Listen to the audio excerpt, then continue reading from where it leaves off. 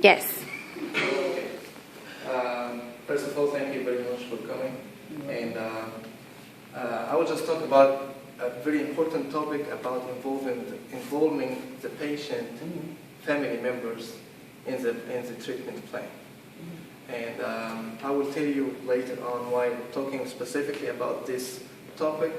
But first of all, specifically for the chronic illness, for example, for our facility here, we are like traumatic brain injury center.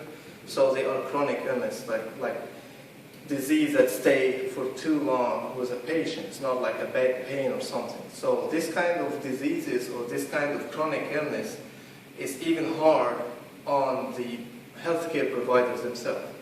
So that's why the healthcare providers start to, looking about the supporting services for the patient. And that's why we hear a lot about the, organizations that do, support for the patient, and also, for example, the nurse profession itself considered as a kind of patient support service, taking care of everything regarding the patient.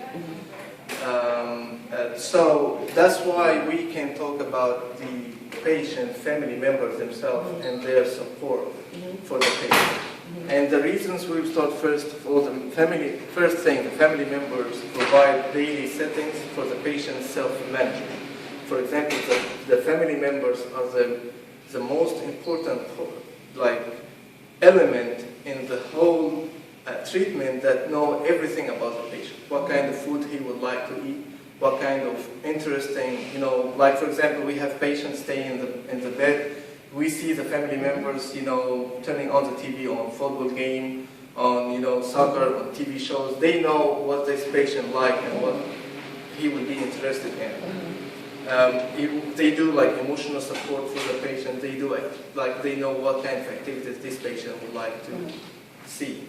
The second one is the family members already had an active role in the self-management for the patient himself. For example, they're saying, this is like a research saying that more than 50% of the patients that they have diabetes and blood pressure, the family members are the ones who are taking care of the patient because they're monitoring, any kind of symptoms they can find, for blood sugar, for example, any like coma, any kind of fainting, like, the lips is not, colorful or something.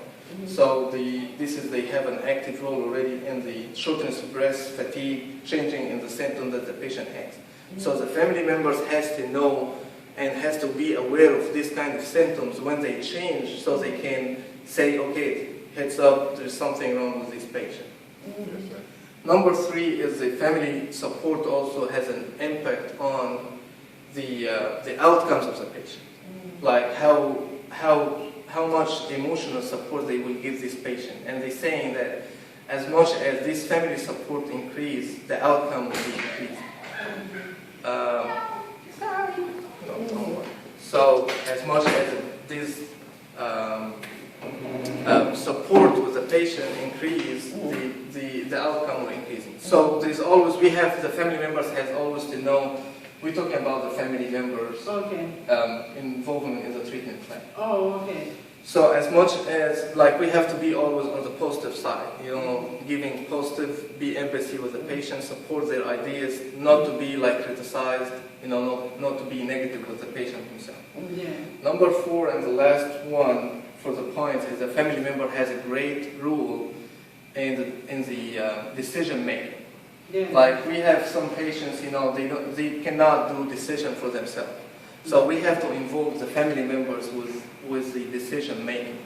For example, if the patient is going home, so what kind of home settings this patient needs? Is he has stairs, he has a specific bed, all this kind of information has to come from the family members themselves. Yeah. So they cannot be ignored, they have to be involved in any kind of decisions, they have to take regarding this patient and how he can get the best service he can take, even with inside a facility or a hospital, or when he go home. So, as we said, family involvement. This is my conclusion. family involvement in the treatment plan is very, very critical and important. And it has to be from the beginning to the end. Every time we have to talk to the patient step to step, we have to talk with the family members too.